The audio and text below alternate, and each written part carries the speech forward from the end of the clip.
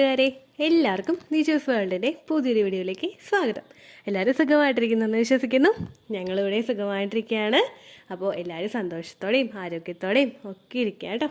ഒരു മാസം കൊണ്ട് 20ഓളം ആളുകൾ നമ്മുടെ ചാനലിൽ പ്രഗ്നൻസി പോസിറ്റീവ് ആയെന്ന് പറഞ്ഞിട്ടുണ്ടായിരുന്നു.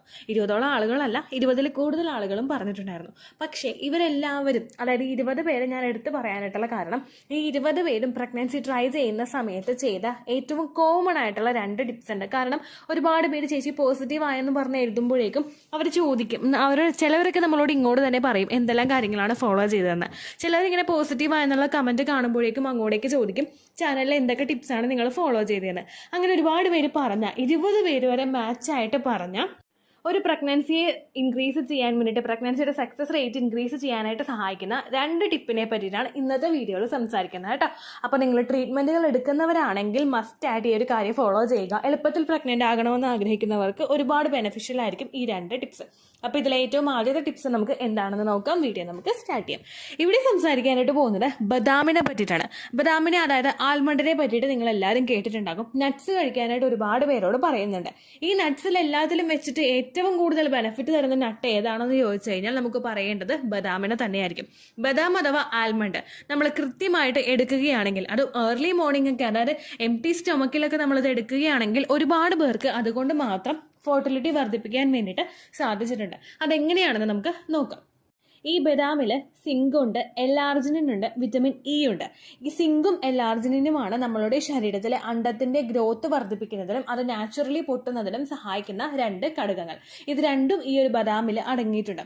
അതുകൊണ്ട് തന്നെ ഇത് എടുക്കുന്നത് നമുക്ക് നാച്ചുറലി അണ്ടം വളരാൻ വേണ്ടിയിട്ട് ട്രീറ്റ്മെന്റുകൾ എടുത്ത് ലെട്രസോളോ അല്ലെങ്കിൽ ക്ലോമോഫിൻ സിട്രേറ്റോ അല്ലെങ്കിൽ HCG ഇഞ്ചക്ഷനോ ഒന്നും വെക്കാതെ തന്നെ നാച്ചുറലി നിങ്ങളുടെ അണ്ടം 80 to 22 mm സൈസിലോട്ട് എത്താൻ വേണ്ടിയിട്ട് സഹായിക്കുന്ന ഘടകങ്ങൾ പലതും ആൽമണ്ടിൽ, അതായത് ബദാമിൽ അടങ്ങിയിട്ടുണ്ട്.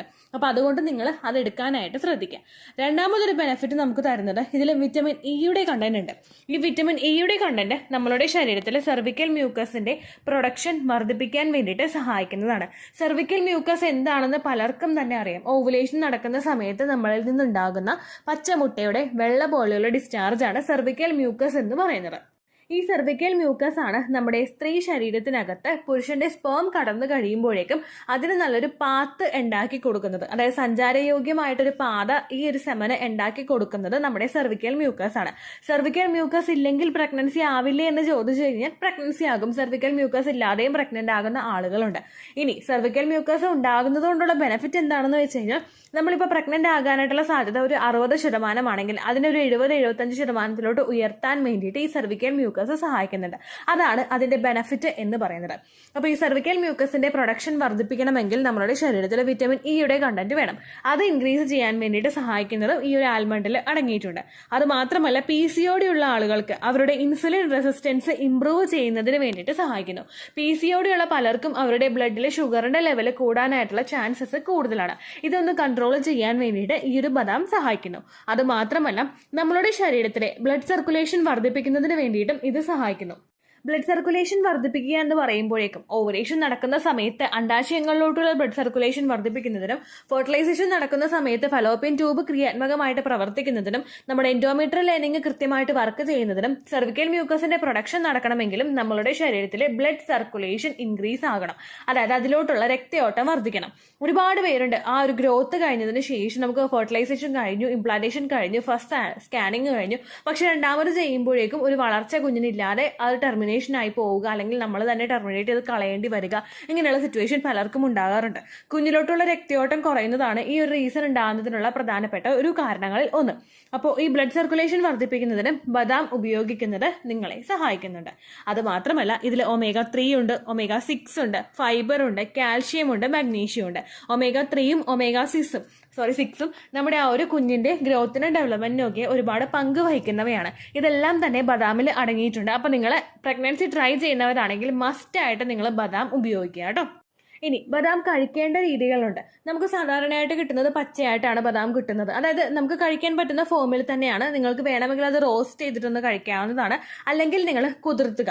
തലേ ദിവസം നിങ്ങൾ കുതിർത്തിയിട്ടതിന് ശേഷം കുതിർത്ത് കഴിയുമ്പോഴേക്കും അതിന്റെ ഒരു തൊലി, അതിന്റെ ഒരു ബ്രൗൺ കളറിലുള്ള ആ ഒരു ഓറഞ്ച് ഷെയ്ഡിലോട് കൂടിയിട്ടുള്ള ആ ഒരു തൊലി ഉണ്ടാവുമല്ലോ, അത് പൊളിഞ്ഞു പോരുന്നുണ്ടാകും. അത് പൊളിഞ്ഞതിന് ശേഷം നിങ്ങളത് ആ വൈറ്റ് കളർ ഉണ്ടാകും ആ പൊളിഞ്ഞു കഴിയുമ്പോഴേക്കും. അത് നിങ്ങൾ കഴിക്കാനായിട്ട് ശ്രദ്ധിക്കുക. അതിന്റെ വെള്ളവും അതിന്റെ തൊലിയും നിങ്ങൾ കളയുക. കാരണം ഇതൊരു നട്ടായതുകൊണ്ട് തന്നെ വെള്ളം അങ്ങോട്ട് ഉള്ളിൽ ചെല്ലുമ്പോഴേക്കും ഇതിൽ നിന്ന് മറ്റുള്ള കാര്യങ്ങളൊക്കെ ഈ തൊലിയിലോട്ട് ആഗിരണം ചെയ്യും. അപ്പൊ അത് നമ്മൾ കഴിക്കുന്നത് നല്ലതല്ല എന്നാണ് ഡോക്ടേഴ്സ് ഒക്കെ റെക്കമെൻഡ് ചെയ്യുന്നത് കേട്ടോ. അപ്പൊ അതുകൊണ്ട് നിങ്ങൾ ബദാം തൊലി കളഞ്ഞിട്ട് രാവിലെ എംപ്റ്റി സ്റ്റൊമക്കിൽ നിങ്ങൾ എടുക്കാനായിട്ട് ശ്രദ്ധിക്കുക.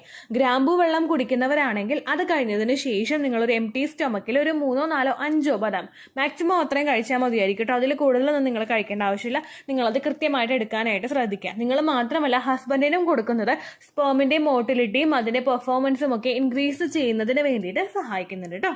ഇനി ഏത് സമയത്ത് വേണമെങ്കിലും നിങ്ങൾക്ക് ഇത് എടുക്കാവുന്നതാണ്. അതായത് ഓവുലേഷൻ സമയം, ഇംപ്ലാന്റേഷൻ സമയം, പീരിയഡ്സിന്റെ സമയം, അങ്ങനെ ഒരു ക്ലാസിഫിക്കേഷൻ നിങ്ങൾ വെക്കേണ്ട ആവശ്യമില്ല. ഇനി രാവിലെ നിങ്ങൾക്ക് എടുക്കാനായിട്ട് പറ്റുന്നില്ലെങ്കിൽ നിങ്ങൾ ഭക്ഷണം കഴിച്ചു കഴിഞ്ഞിട്ട് ഏകദേശം 1-2 മണിക്കൂർ കഴിഞ്ഞിട്ടോ അല്ലെങ്കിൽ ഈവനിങ് ഒരു സ്നാക്സ് ആയിട്ടോ നിങ്ങളിത് എടുക്കുന്നത് നല്ലതായിരിക്കും കേട്ടോ. ഈവനിങ് സ്നാക്സിനകത്ത് നിങ്ങൾ ബാക്കിയുള്ള നട്ട്സും കൂടി ഇൻക്ലൂഡ് ചെയ്തിട്ട് നിങ്ങളിത് കഴിക്കുന്നത് നല്ലതായിരിക്കും. രണ്ടാമത് എല്ലാവരും ചെയ്ത ഏറ്റവും കോമൺ ആയിട്ടുള്ള ഒരു ടിപ്പ് എന്ന് പറയുന്നത് ബട്ടർഫ്ലൈ എക്സസൈസ് ആണ്. ബട്ടർഫ്ലൈ എക്സസൈസിനെ പറ്റി നിങ്ങൾ എല്ലാവരും എൻ്റെ ചാനൽ ഫോളോ ചെയ്യുന്നവർ ആണെങ്കിൽ അറിയുന്നുണ്ടാകും. നമ്മൾ കാല് ചമ്രം പടിഞ്ഞ് ഇങ്ങനെ ഇരുന്നിട്ട് നമ്മൾ യോഗയൊക്കെ ചെയ്യാൻ പോകുന്നത് പോലെ കാല് ചമ്രം പടിഞ്ഞ് നമ്മൾ ഇരുന്നിട്ട് ബട്ടർഫ്ലൈ ചിറകിട്ട് അനക്കുന്നത് പോലെ നമ്മുടെ 2 കാലുകളും ഇങ്ങനെ അനക്കിക്കൊണ്ടിരിക്കുക. അതാണ് ബട്ടർഫ്ലൈ എക്സസൈസ് കൊണ്ട് ഉദ്ദേശിക്കുന്നത്. നമ്മൾ കാലിങ്ങനെ ചിറക്, ബട്ടർഫ്ലൈയുടെ ആ ചിറക് 2 ചിറകും അനങ്ങില്ലേ, അതുപോലെ നിങ്ങൾ കാലിങ്ങനെ അനക്കിക്കൊണ്ടിരിക്കുക. 2 പാദങ്ങളും തമ്മിൽ ജോയിൻ ആക്കി വെക്കുക. ബട്ടർഫ്ലൈ എക്സസൈസിനെ പറ്റിയിട്ട് ഡെഡിക്കേറ്റഡ് ആയിട്ടുള്ള വീഡിയോസും അതിൽ ഞാൻ ഫോട്ടോസും ആഡ് ചെയ്ത് കൊടുത്തിട്ടുണ്ട്. നിങ്ങൾ കണ്ടിട്ടില്ലെങ്കിൽ ദീച്ചൂസ് വേൾഡ് ബട്ടർഫ്ലൈ എക്സസൈസ് എന്ന് യൂട്യൂബിന്റെ സെർച്ച് ബാറിൽ അടിച്ചു കൊടുത്താൽ മതിയായിരിക്കും കേട്ടോ. നിങ്ങൾക്ക് ആ വീഡിയോ ലഭിക്കുന്നതായിരിക്കും. അതും നിങ്ങൾ ചെയ്യുന്നത് ഒരുപാട് ബെനിഫിറ്റ് നിങ്ങൾക്ക് കൊണ്ടുവന്ന് തരുന്നതിന് സഹായിക്കുന്നവയാണ്. കൂടുതലായിട്ട് ഒരു എഫോർട്ടും എടുക്കാതെ നമുക്ക് ഈസിലി ചെയ്യാൻ കഴിയുന്ന കാര്യങ്ങളാണ് ഈ 2 കാര്യങ്ങളും. ഈ ബട്ടർഫ്ലൈ എക്സസൈസ് ഒക്കെ ഇംപ്ലാന്റേഷൻ നടക്കുന്ന സമയത്ത് നിങ്ങൾ പലർക്കും സംശയമുണ്ട്, ഇംപ്ലാന്റേഷൻ നടക്കുന്ന സമയത്ത് ബട്ടർഫ്ലൈ എക്സസൈസ് ചെയ്യുമ്പോഴേക്കും പീരിയഡ്സ് ആകുമോ എന്നുള്ളത്. അങ്ങനെ ഒരു സംശയം വെച്ചിട്ട് നിങ്ങൾ ഒരു കാര്യങ്ങളും ചെയ്യണ്ട കേട്ടോ.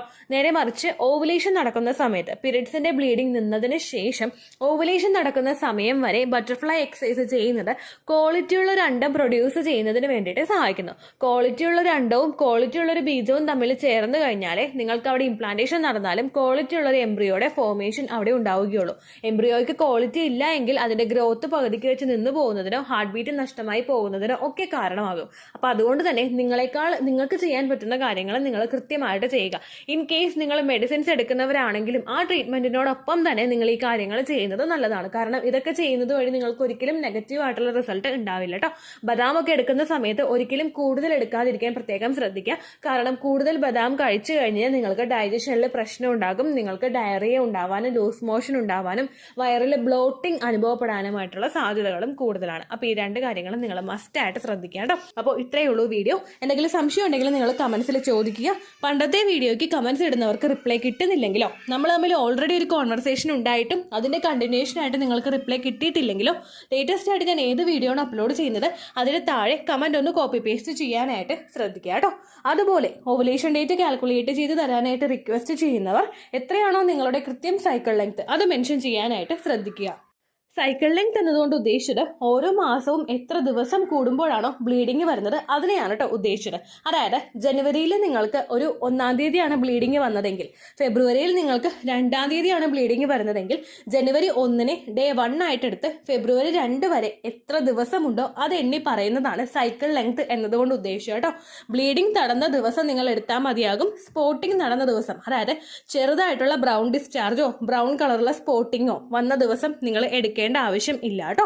അപ്പോൾ ഇതുപോലെ തന്നെ നിങ്ങൾ ശ്രദ്ധിക്കുക. സൈക്കിൾ ലെങ്ത് ചോദിക്കുന്ന സമയത്ത് എന്നാണോ ഡേറ്റ് അത് നിങ്ങൾ മെൻഷൻ ചെയ്യാതിരിക്കുക. അതായത് ചില ആളുകൾ ജനുവരി 16, ഫെബ്രുവരി 14 അങ്ങനെ പറയും. അങ്ങനെ പറഞ്ഞുകൊണ്ട് കാര്യമില്ല കേട്ടോ.